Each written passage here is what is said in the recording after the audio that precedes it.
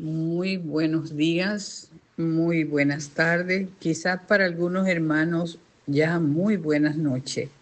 Hoy, domingo 27 de octubre del 2024, tenemos la charla por nuestra querida hermana Catalina Isaza Cantor. Nuestra querida hermana hoy nos trae una charla especial que lleva por título El Buda, Krishna, Avatares en el camino a la iluminación. Esta charla es sumamente interesante para nosotros en el conocimiento teosófico. La hermana Catalina Isaza, Cantor, es miembro de la Sociedad Teosófica desde hace muchos años. Actualmente vive en India, casada con un hermano, Shikan, sumamente comprometido con la Sociedad Teosófica, igual que Catalina. Tienen una niña preciosa y trabajan para la Sociedad Teosófica porque los dos están comprometidos con el ideal teosófico. Gracias, Catalina, por disponer del tiempo para darnos esta preciosa charla. Adelante, los micrófonos son suyos en este momento. Gracias, hermana, por estar ahí. Bendiciones. Bueno, namaste. Buenas tardes, creo que son allá para todos. Les mando un saludo caluroso a todas las personas que nos acompañan en esta ocasión.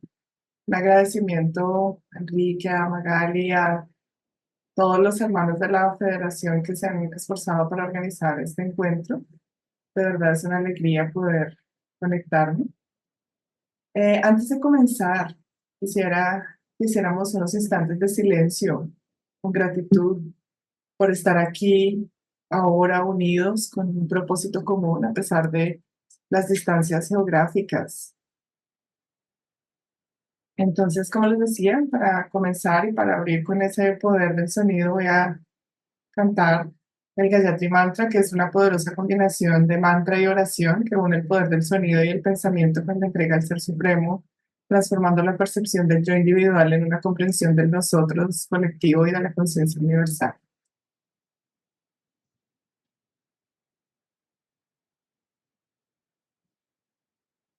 Es la conexión de internet. Om Janaha, Om Tapaha, Om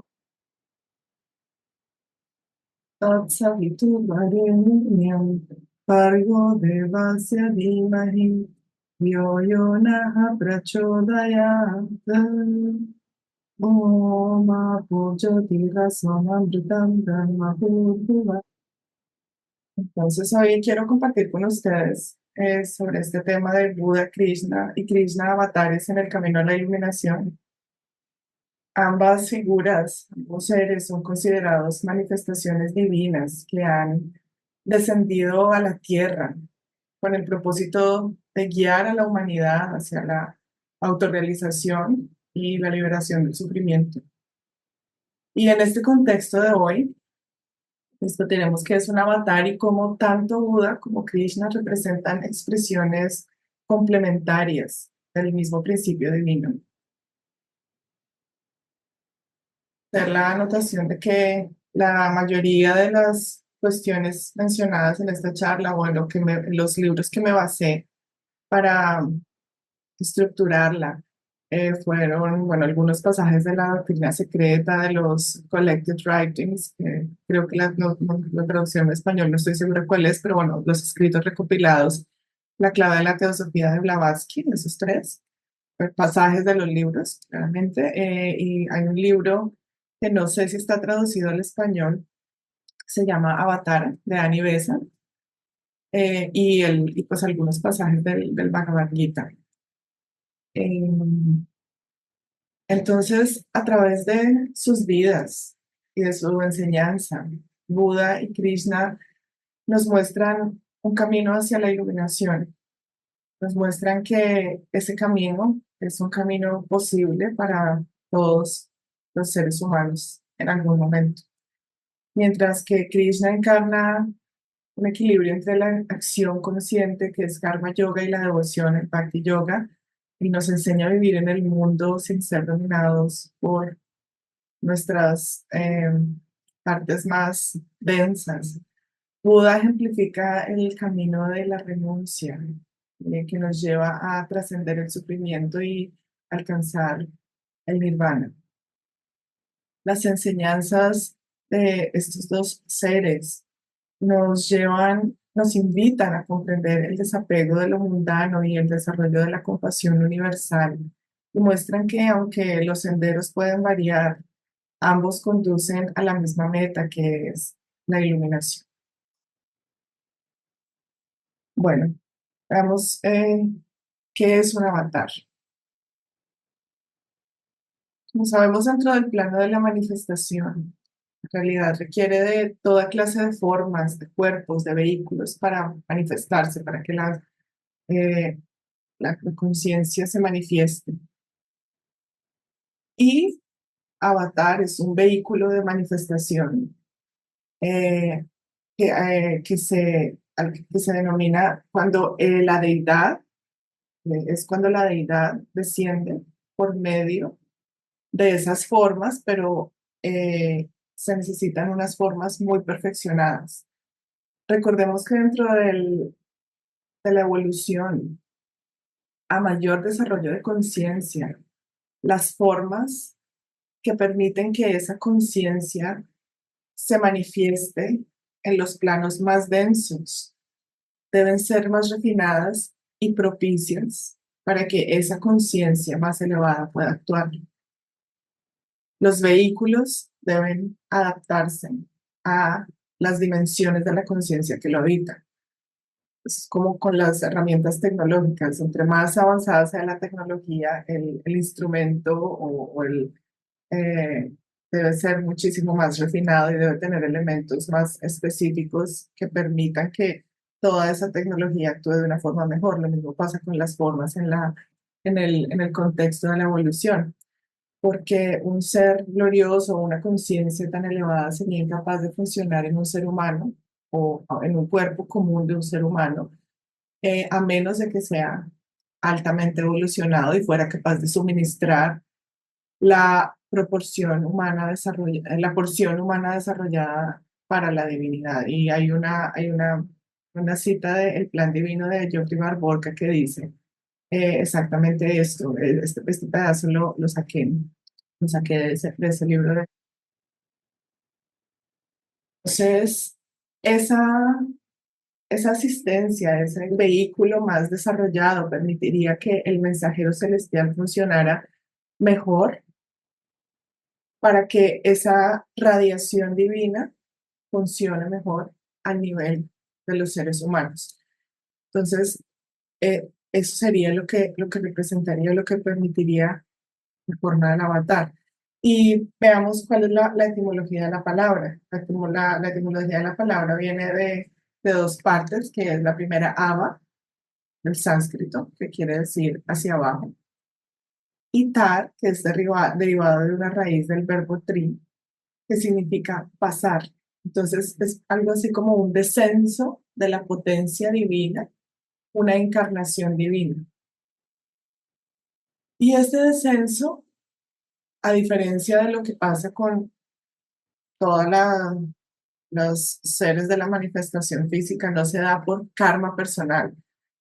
Esa esencia divina no desciende porque necesita venir al plano de la manifestación por cuestiones kármicas, sino que se da para hacer la corrección necesaria dentro de la ley del karma y la implementación del plan divino. Ya vamos a ver esto con más detalle más adelante cuando hablemos de la necesidad de los avatares, de por qué vienen los avatares. Entonces, cuando decimos que el avatar es un descenso de la deidad manifestada en una forma ilusoria de individualidad, es una apariencia que para los seres humanos en este plano ilusorio es subjetiva. Entonces, hay un cuerpo, no es un cuerpo, pero primero es un cuerpo altísimamente refinado en todos los niveles. O sea, nosotros sabemos que hay 7 planos de la manifestación y cuando esa potencia divina desciende en este plano a través de ese cuerpo, pues desarrolla todos los cuerpos en cada uno de los planos, pero cada uno de ellos es de una naturaleza tan refinada. Por ejemplo, en el astral no hay tantas cuestiones como tenemos nosotros, porque son realmente vehículos muy puros y muy propicios para que se manifieste esa divinidad.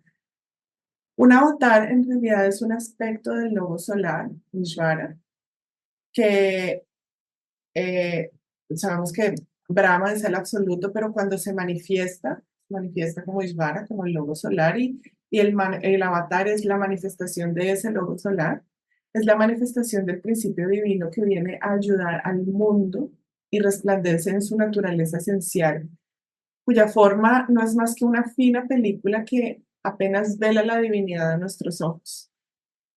Forma ilusoria no tiene ni pasado ni futuro, porque no tuvo una encarnación previa ni tendrá renacimientos posteriores, porque ya es, ya ha trascendido, ya está en un nivel superior. Y el karma, por lo tanto, no tiene ningún control sobre ella, y así lo afirma Blavatsky en la doctrina secreta. Entonces los avatares no reencarnan. Cada vez que viene un avatar se construye un vehículo especial para esa conciencia que necesita reencarnar. Un avatar es una manifestación temporal, una conjunción de un cuerpo físico con la divinidad y una combinación única que no se repetirá. Y aunque en el futuro puedan surgir otros avatares, no serán la reencarnación de nadie, sino una manifestación completamente nueva. Y este nuevo avatar se expresará a través de un ser que haya alcanzado altos grados de evolución y logrado la fusión de su conciencia con lo más elevado. Será, por tanto, un ser distinto y único.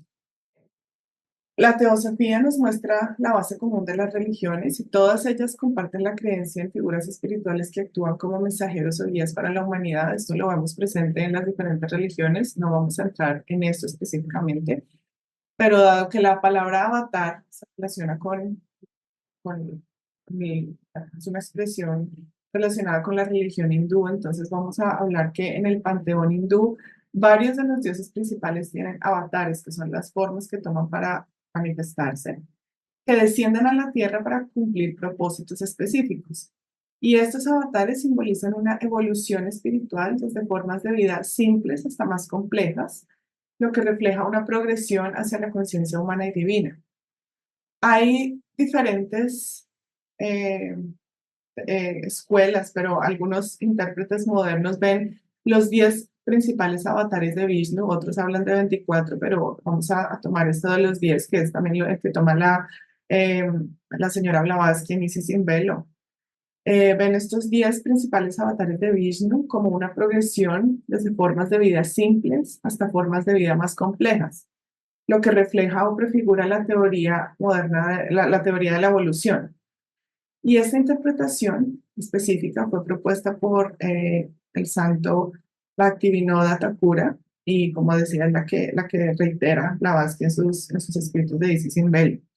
Los 10 principales avatares de Vishnu, y vamos a ver cuál es la esencia de los avatares que tienen que ver con Mahavishnu, pero eso lo veremos también más adelante, son los siguientes. Entonces están Matsya, que es el pez que representa las especies acuáticas.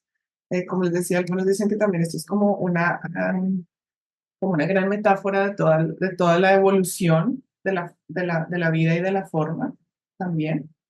Luego Kurma, que representa la tortuga y es el símbolo de los seres anfibios. Está Varaha, el jabalí, que representa a los mamíferos.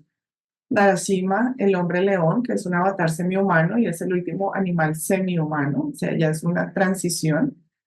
Vamana, que es el enano creciente y es el primer paso hacia la forma humana.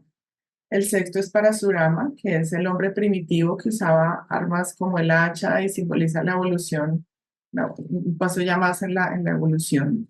Así, el séptimo es Rama, que es el héroe ideal y es físicamente perfecto y hace amistad con Hanuman, el dios mono, y bueno, todo el Ramayana está basado en esta historia de cómo Rama también vence al demonio Ravana y necesitaba manifestarse con una forma humana porque el demonio Ravana solamente podía ser, era inmortal, pero solamente podía ser, eh, lo único que podía causarle la muerte era un ser humano.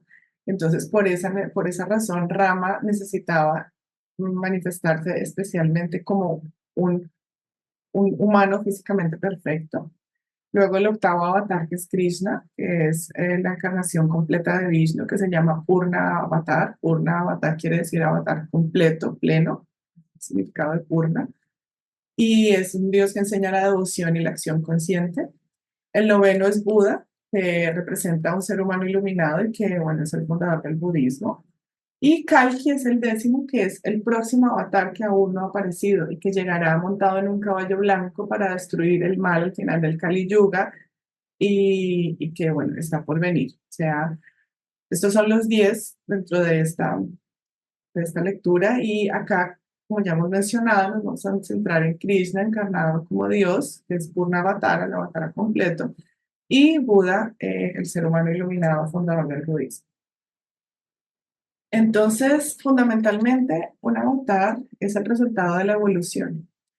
En kalpas pasados, en universos anteriores al nuestro, nos dice Annie Besant en su libro Avatar, aquellos que iban a ser avatares subieron lentamente peldaño a peldaño la vasta escalera de la evolución, ascendiendo del mineral a la planta, de la planta al animal, del animal al hombre, del hombre al Jivanmukta, que es la persona que según la filosofía de Vedanta ya han alcanzado la autorrealización, el autoconocimiento y ha logrado la liberación e iluminación. Jivanmukta literalmente significa liberado mientras vive.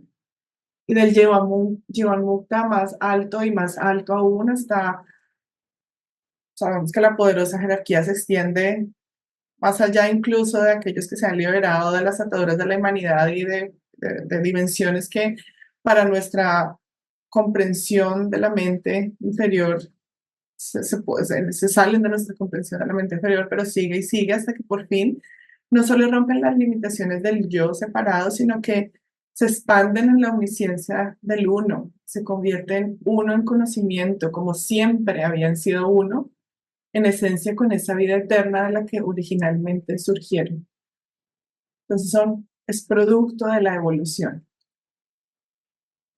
Detrás de una figura como la figura del avatar se extiende la cadena interminable de nacimiento tras nacimiento, manifestación tras manifestación, y entender esto nos da una pista y una inspiración para al momento de trillar la senda espiritual. Todos aquellos seres que han sido y serán avatares han pasado en algún momento por el estado humano.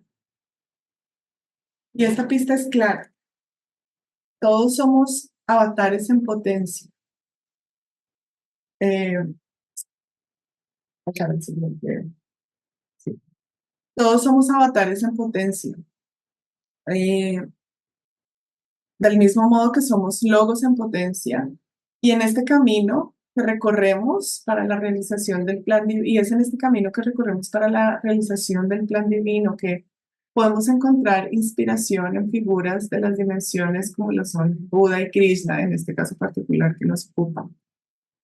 Entonces, durante la etapa en la que el avatar fue humano, durante ese largo ascenso por la escala de la humanidad, hubo dos características, menciona Annie Besant, especiales que distinguieron al futuro avatar de las filas de los hombres.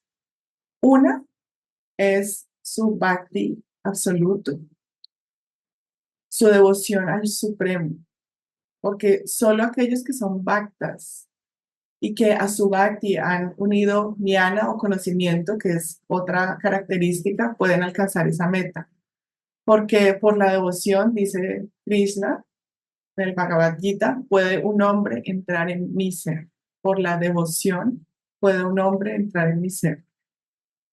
La devoción, la necesidad de devoción para el futuro avatar es, es muy importante porque es esa devoción la que permite que mantenga el centro que ha construido, incluso en la vida de Ishvara o el Dios manifestado en contraste con lo que habíamos dicho con el Brahma, que es trascendente y personal.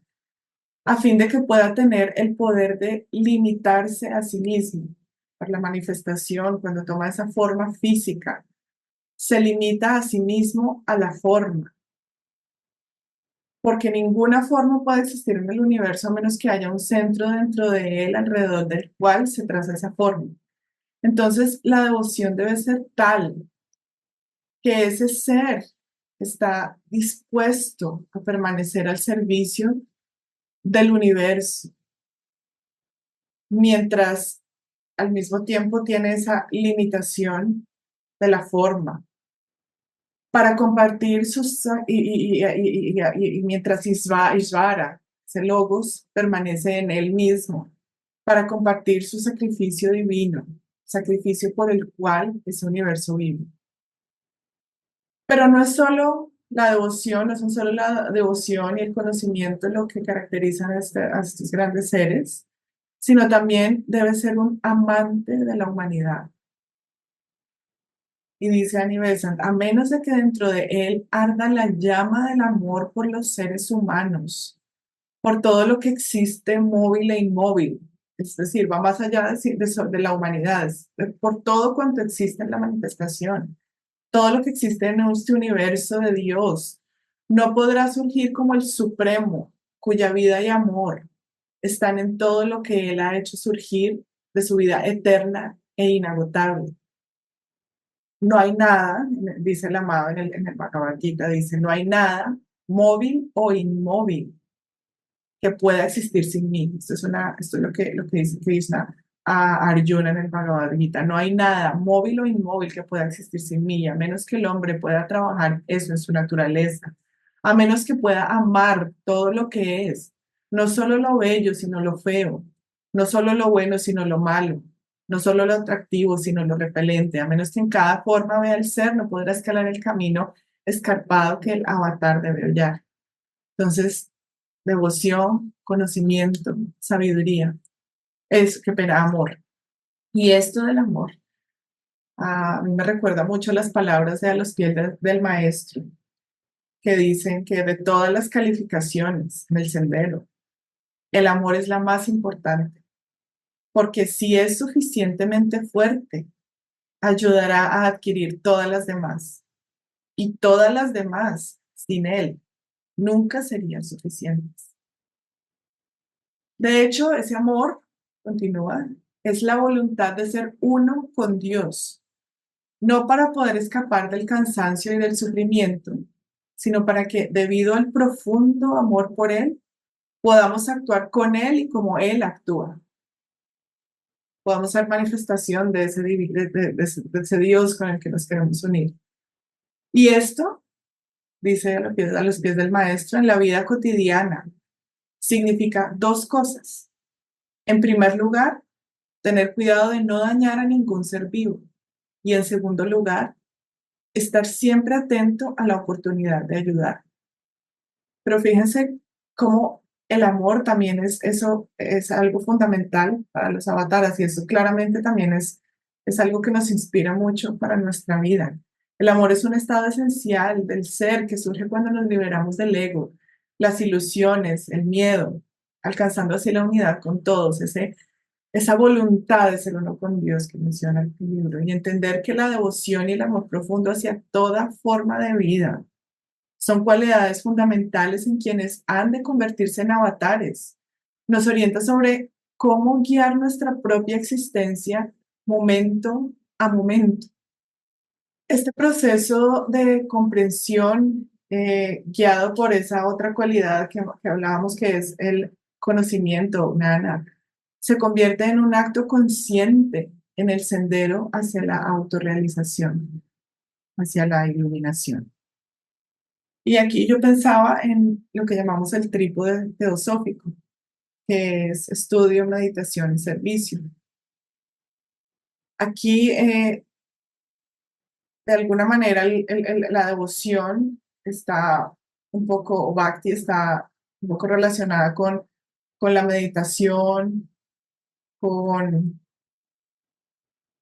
con el servicio, ¿por qué no? Y el conocimiento de alguna forma el estudio, pero también con la contemplación, la meditación o contemplación en lo que se estudia, y todos estos se entrelazan con la fuerza del amor.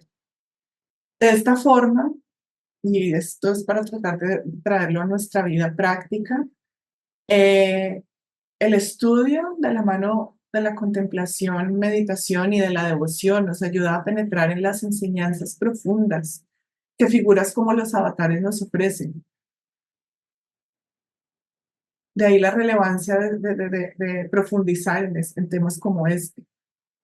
Y nos inspiran llevándonos al servicio sagrado, donde dichas enseñanzas encuentran su expresión práctica. No se queda solamente en la parte intelectual, tal, sino que van a una expresión eh, práctica a través del servicio. Porque, ¿qué son los avatares sino guías sagrados que vienen a inspirar y servir a la humanidad desde el amor y la sabiduría? Y en este contexto es fundamental, hablando del servicio y del estudio, etcétera, no solamente debemos ser altruistas, sino que también es necesario cumplir con los deberes que el karma nos ha impuesto. Y al hacerlo, la intuición va a señalar el camino correcto hacia nuestro deber y el verdadero propósito de la vida.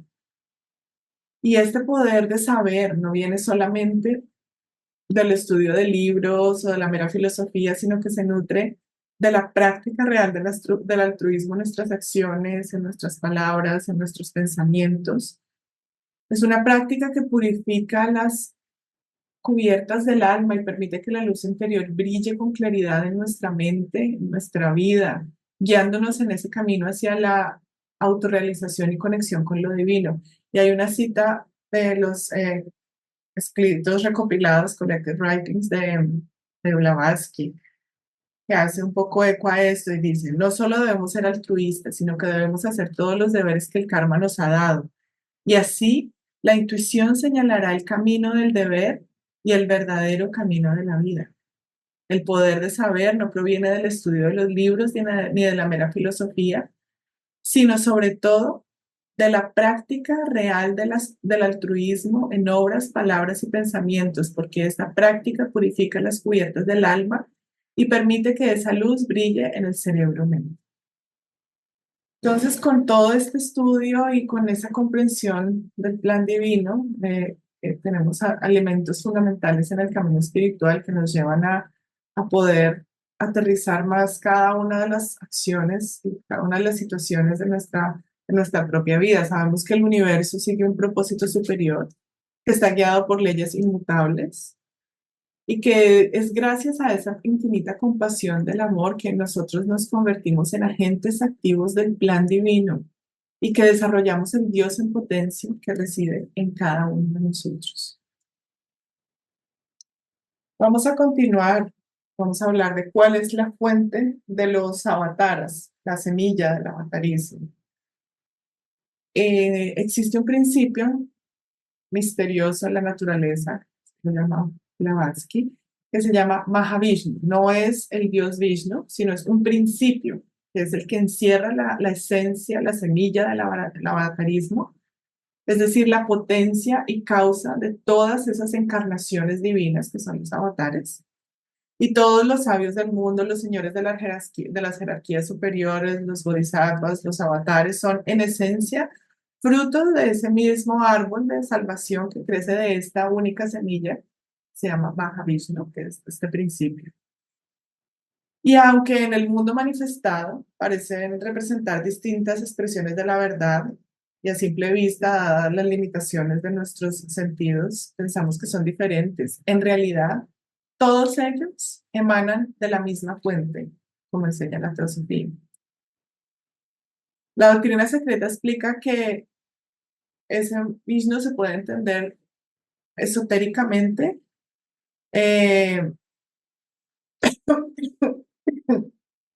tanto Saguna, que es con atributos, o Nirguna, que es sin atributos, y que contiene en esencia tanto la diversidad de la manifestación como la unidad absoluta.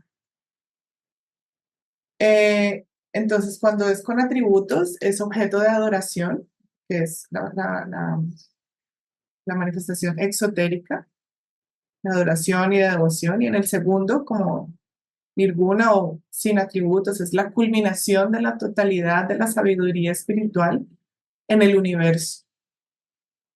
Y tiene como adoradores a todas las mentes filosóficas y devotas.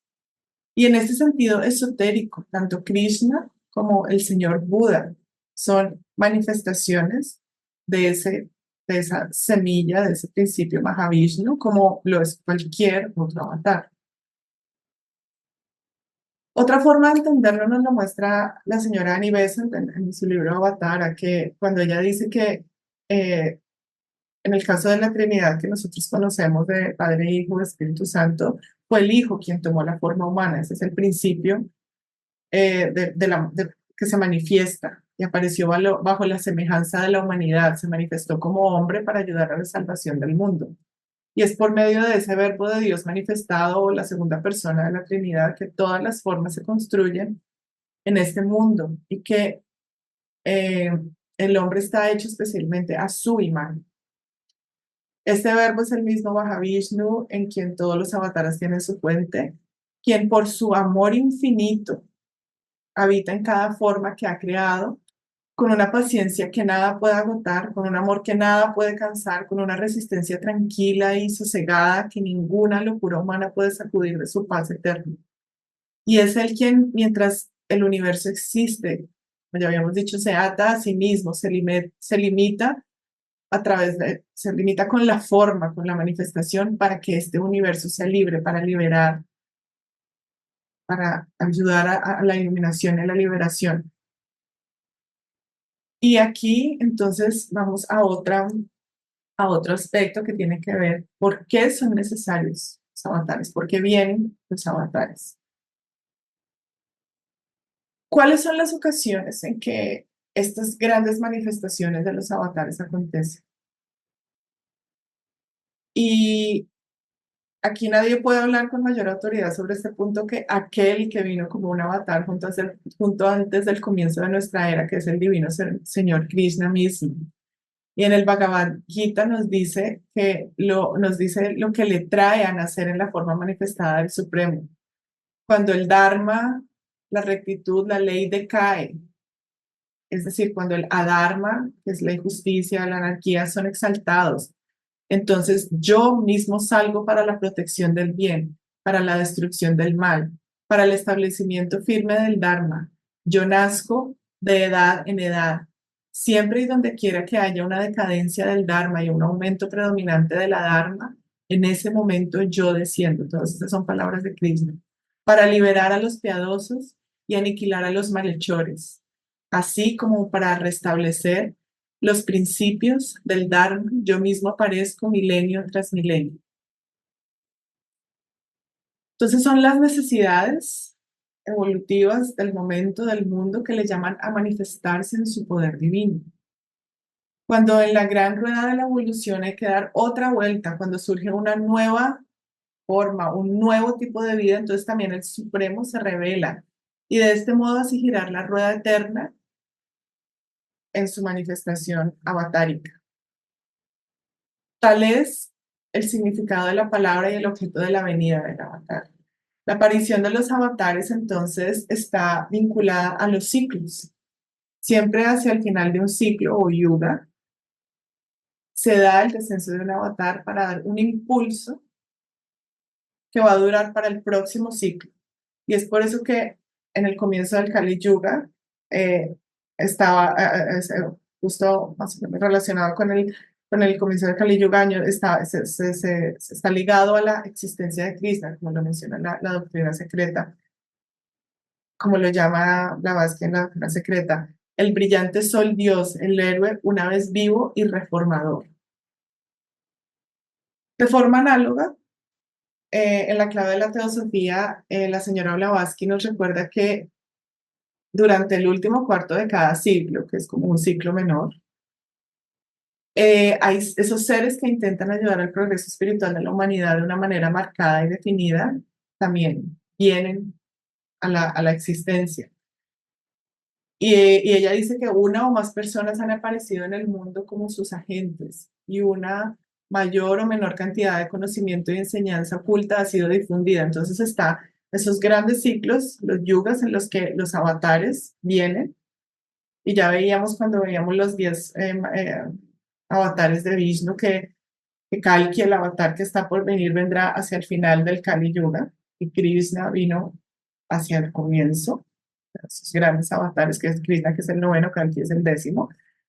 Pero así como es arriba, es abajo, también en los ciclos menores de cada 100 años, como mencionaba Navas, que en la clave de la teosofía también vienen seres o suceden, por ejemplo, la fundación de la Sociedad Teosófica que sucede en el último cuarto de 1875, en el último cuarto del siglo, vienen seres o suceden cosas que llevan a darle un poco ese impulso espiritual a la humanidad para que dé un paso más allá en ese proceso todo de la evolución. Entonces, los avatares, la necesidad de los avatares tiene que ver con la necesidad de que haya un ser iluminado que descienda para guiar a la humanidad hacia una mayor conciencia en los momentos en que ésta más lo necesita, cuando la Dharma predomina. Y ellos inspiran a otros a encontrar ese camino hacia la iluminación. Un ejemplo de esto es Buda, quien dedicó su vida a comprender el sufrimiento humano y a mostrar cómo liberarse de él. Así como Buda alcanzó la iluminación, compartió su sabiduría con el mundo. Los avatares también actúan como faros de esperanza, de luz, de comprensión que ayudan a la humanidad a reconocer su propio potencial divino. Porque, como lo mencionábamos hace unos instantes, todos somos avatares en potencia.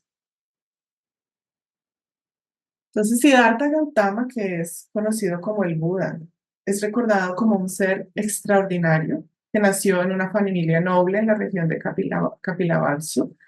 Su nombre en la encarnación que alcanzó el estado de Buda es Siddhartha Gautama, y Siddhartha significa el que logra sus propósitos o el exitoso.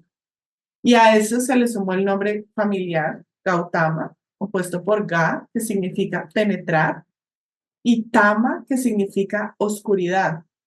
Entonces podemos decir que Siddhartha Gautama puede interpretarse como aquel que mediante la sabiduría penetra la oscuridad para alcanzar la luz de la verdad.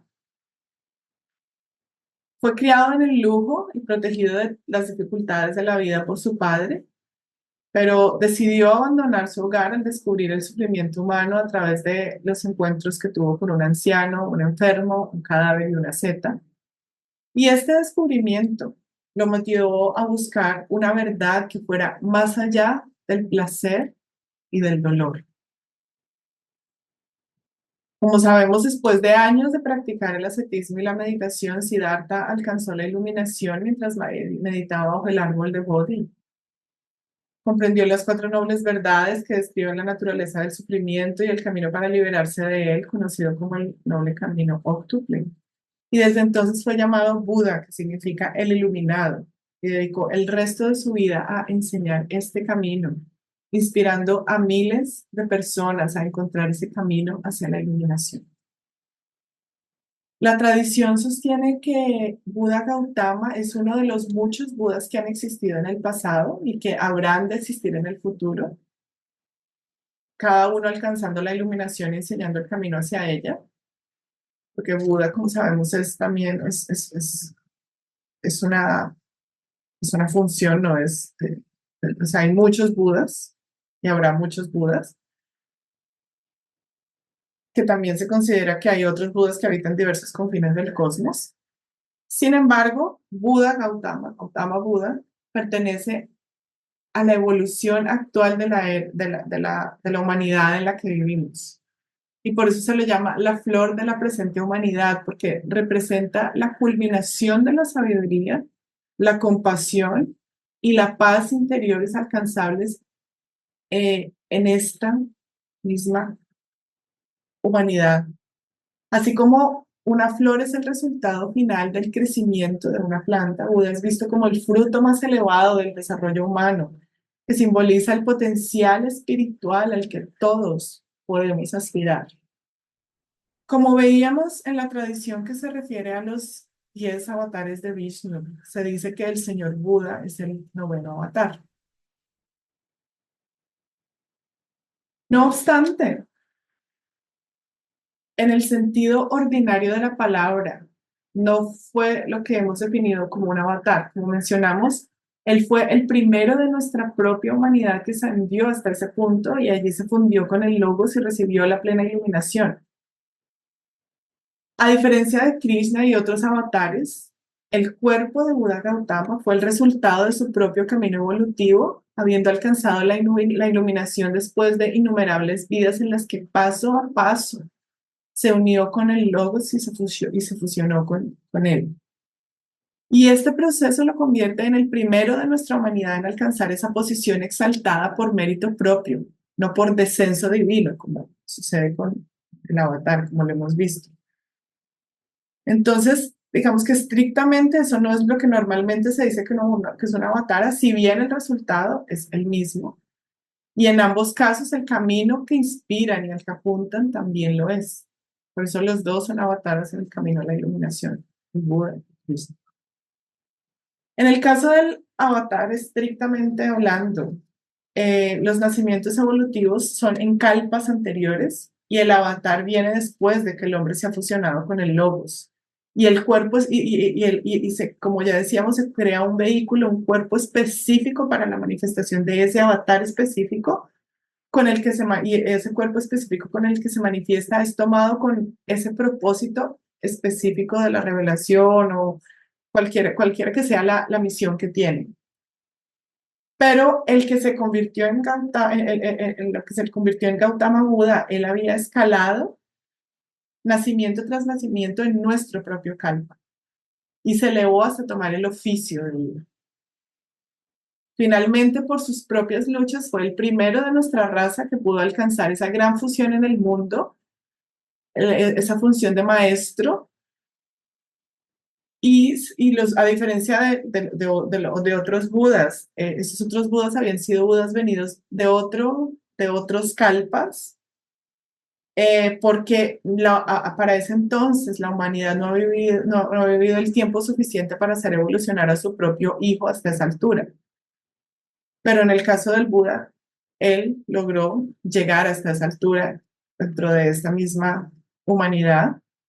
Él nació humano y por nacimiento tras nacimiento completó su curso, tomó su cuerpo final en Aryabharta, que es ¿cómo se llama? El norte del subcontinente indio, para así tornarse ese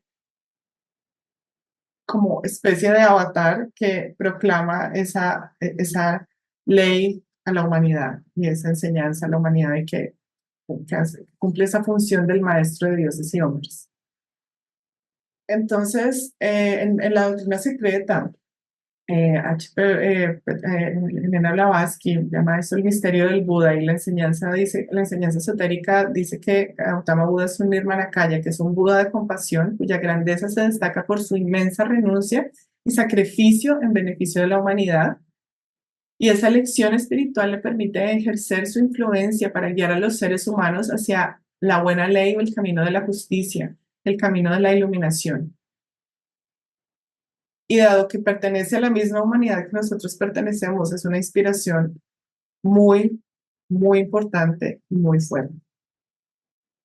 Por su lado, Krishna, que ya vimos también cuando veíamos los 10 avatares de Vishnu, que es conocido como el octavo avatar y que es la figura central del Bhagavad Gita, es considerado, como ya mencionábamos, Purna Avatar, que significa encarnación completa del avatar o avatar completo, que se le considera una manifestación completa de Dios y no una expresión parcial del poder y la gloria de Dios, sino completa.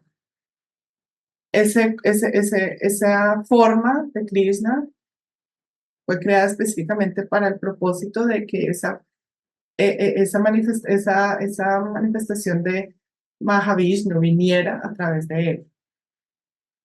Pero Históricamente hablando, las circunstancias en la época del advenimiento de Krishna eran tales que se requería una manifestación completa de esa energía divina. Por eso es que es Purnavatara. Y según la tradición, nació en Mathura, en medio de tiempos de conflicto y de opresión, donde el tirano rey Kamsa intentaba asesinarlo debido a una profecía que anunciaba que Krishna pondría fin a su reinado.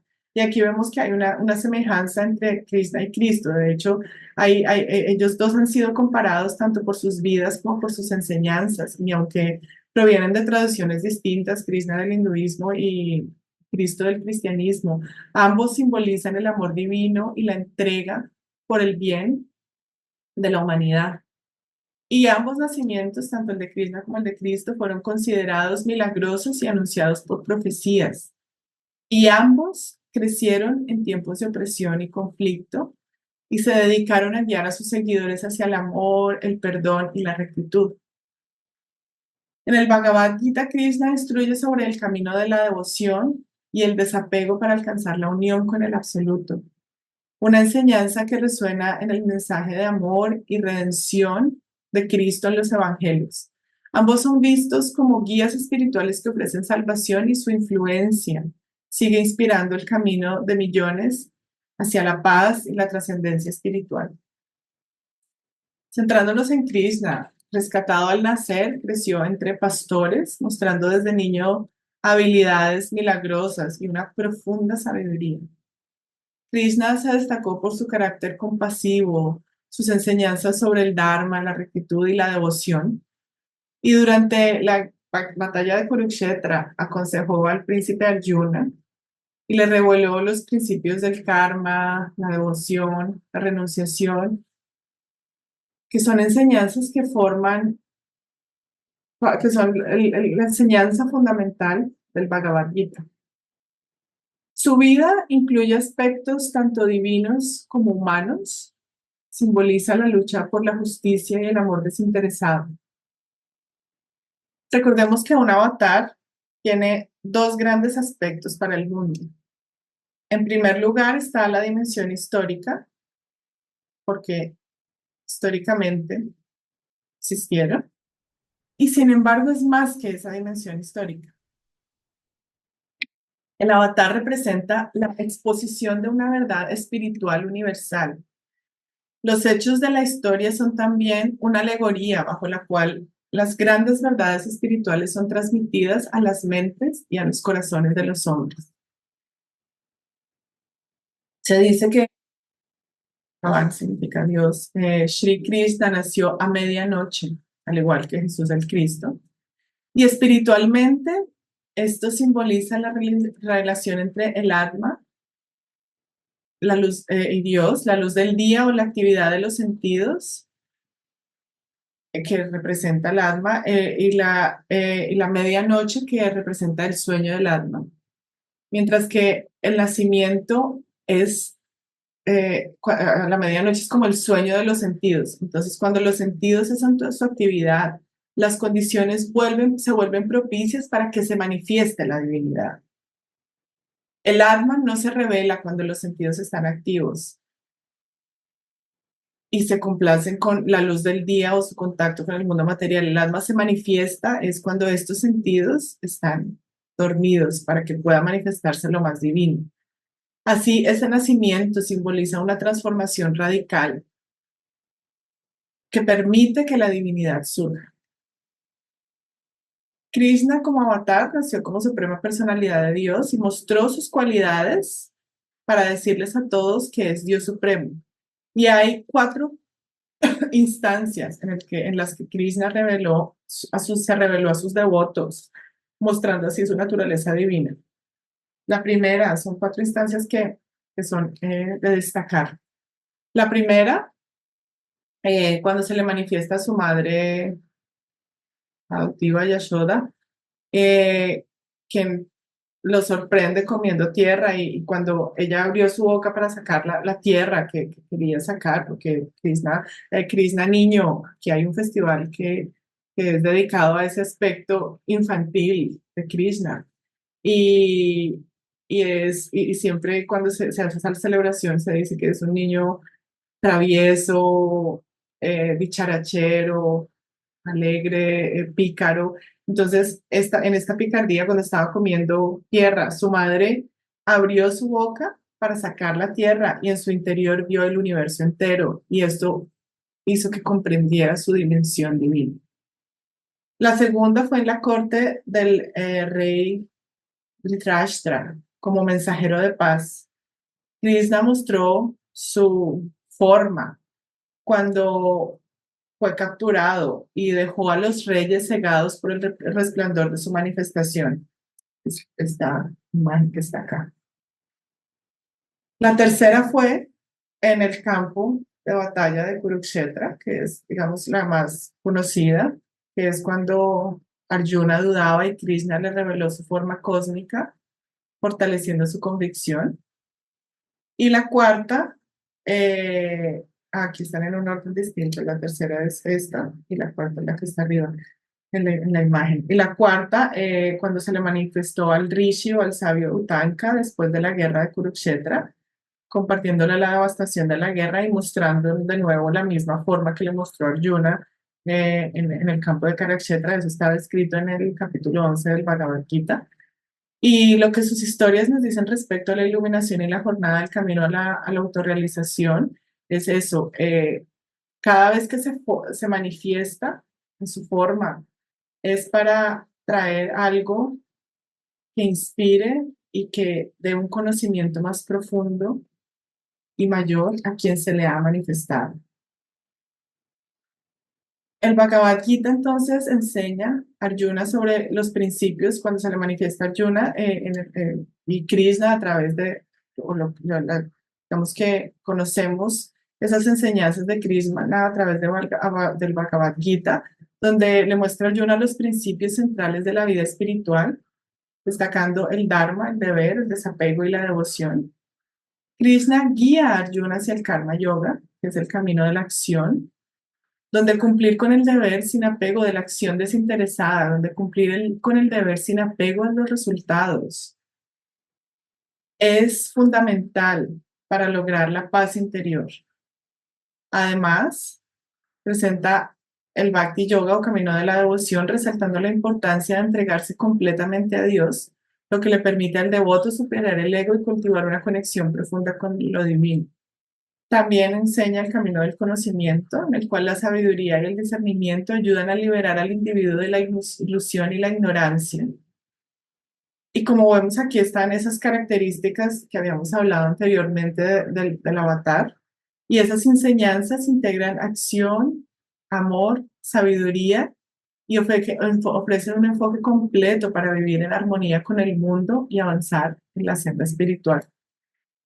Hay un simbolismo muy específico, digamos, dentro del Bhagavad Gita, en el que se dice que los caballos que jalan la carreta de Arjuna son los cinco sentidos, las riendas son la mente inferior, el carro es el cuerpo, Arjuna la mente superior, y Krishna es esa buddhi o intuición espiritual, y el campo de batalla es la vida cotidiana, tanto en su dimensión interna como externa.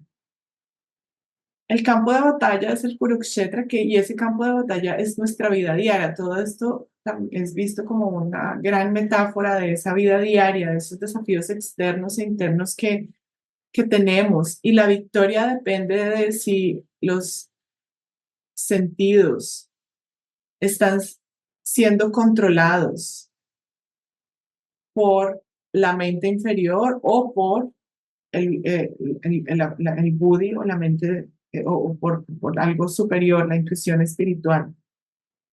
Y de eso depende en qué dirección iremos. Y por eso es también que se da tanta énfasis en mantener nuestras intuiciones espirituales vivas, que es el buddhi. La base también hace mucho énfasis en eso. Entonces, las enseñanzas de iluminación de Buda y de Krishna inspiran a la humanidad hacia una vida orientada a la paz interior, de propósito y conexión con algo superior. Desde la perspectiva budista, la iluminación se alcanza al comprender que el sufrimiento surge del deseo y del apego, lo que invita claramente en nuestra vida práctica a reflexionar sobre nuestra relación con el materialismo, con ese identificarnos con el yo con minúscula, ese ego con minúscula, nuestros sentidos, nuestro cuerpo, nuestros vehículos inferiores. La enseñanza de Buda nos incita o nos insta a cultivar la compasión y la sabiduría, liberándonos de la insatisfacción y abrazando la unión con todos los seres. Krishna, por otro lado, nos guía a la realización del ser al comprender que el Atma es una parte del ser supremo y que el desapego del ego se logra a través de la devoción, del servicio, que nos conduce a la unión con lo absoluto. Ambos caminos enseñan que la paz se alcanza trascendiendo la ilusión de ese yo separado para alinearnos con la totalidad. Y esto nos recuerda que somos creadores de nuestro propio destino, que es importante que nos rindamos a la conciencia superior y eso es lo que esa figura del avatar nos invita a rendirnos a esa conciencia superior que puede manifestarse como entrega a, a una imagen divina, a eso superior que percibe la totalidad a través de la intuición. Y bajo esa guía podemos estar en armonía con el cosmos, reconociendo al campo y al conocedor del campo, siendo testigo y ese campo y ese conocedor del campo son un solo proceso universal, no hay división, no hay diferencia, hay fusión, hay unión.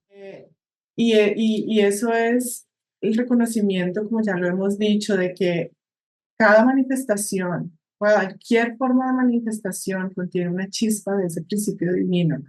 Y cada chispa posee la capacidad de reconocer su verdadera naturaleza. Y este despertar puede lograrse a través de la práctica, de esa inspiración. Por eso el trípode teosófico, estudio, meditación, servicio es tan importante, porque son formas en que en nuestra vida diaria, de forma práctica, podemos aterrizar todas estas enseñanzas inspiradoras que podemos extraer del estudio de las vidas de estos seres inspiradores.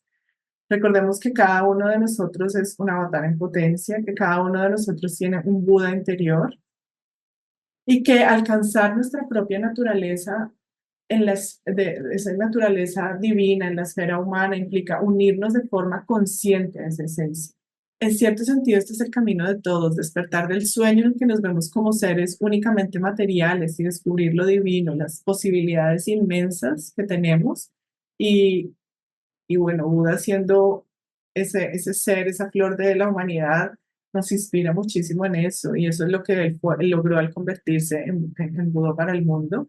Cada ser humano, cada animal, cada planta, átomo, cada cosa de la manifestación, cada elemento de la manifestación posee su propio Dios interior que se adapta a su estado evolutivo particular, como hablábamos al principio, las formas se adaptan al estado evolutivo de conciencia.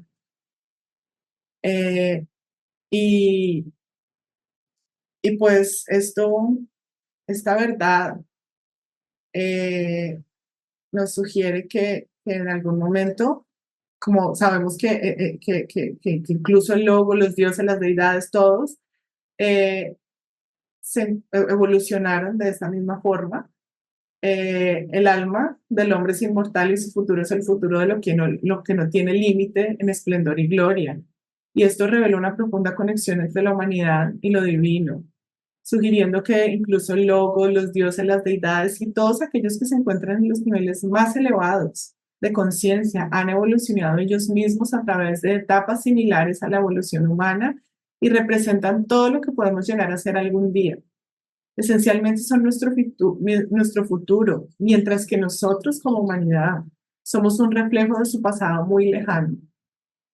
Y este entendimiento salva la brecha que se percibe entre lo humano y lo divino, que es una brecha que a menudo se refuerza por la superstición religiosa que ve a Dios como un ser externo, sobrenatural, separado de nosotros, cuando en realidad es algo a lo que todos debemos aspirar, es lo que nos depara el futuro a medida que vamos recorriendo a conciencia cada peldaño de la escalera del camino de la realización. Y así nos vamos acercando cada vez más al potencial divino que ahora vislumbramos en estos seres exaltados. Entonces no hay separación, solo hay escalones en un continuo compartido de evolución. Y, y es importante, o yo me preguntaba, ¿en qué momento nos comenzamos a dar cuenta de esta realización? ¿En qué momento se da ese punto de conversión? Y eso se da en el instante en que, aunque solo por un momento, como un destello, experimentamos una sensación de unidad con otro. Esto me recordaba el libro de Annie Besant que se llama Hacia el Templo, en el que ella describe que la humanidad que hay una montaña y en la cumbre de la montaña hay un templo y que la humanidad va ascendiendo la montaña en círculos, en círculos, en círculos, muy lentamente, que a veces parece como que el círculo, como que el camino como que se atrasa, como que en vez de seguir ascendiendo, como que baja. Eh, y la manera como lo muestras es como que todos van ascendiendo, pero como no mirando más allá, pero hay un momento en el que quien está subiendo por esa cuesta levanta la mirada y vislumbra el templo en la cumbre de la montaña. Y a partir de ese momento decide que se da cuenta de que esa es la meta a la que hay que llegar. Y en vez de continuar ese camino en círculos, subiendo por la montaña, ve que hay un camino recto que lo puede llevar, pero ese camino es un camino que requiere un esfuerzo, es un camino que requiere tener en mente esa meta final.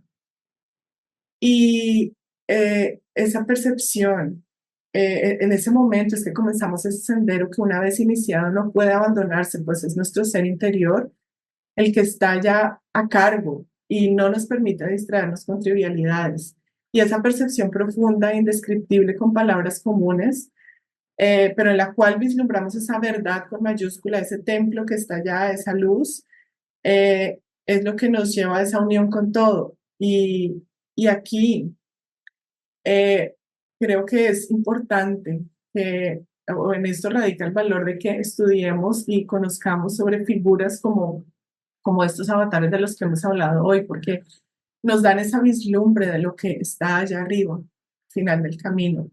Es esa luz, ese instante en el que vislumbramos que todo eso es posible para nosotros como seres humanos y que cada día, en cada pensamiento, en cada sentimiento y en cada acción estamos construyendo esa vestidura de Buda y que no es necesario esperar a que si bien la meta está allá y eso es a lo que aspiramos, no es necesario o la clave no es esperar hasta el final, sino que a cada momento del camino debemos o podemos comenzar a vivir esa transformación.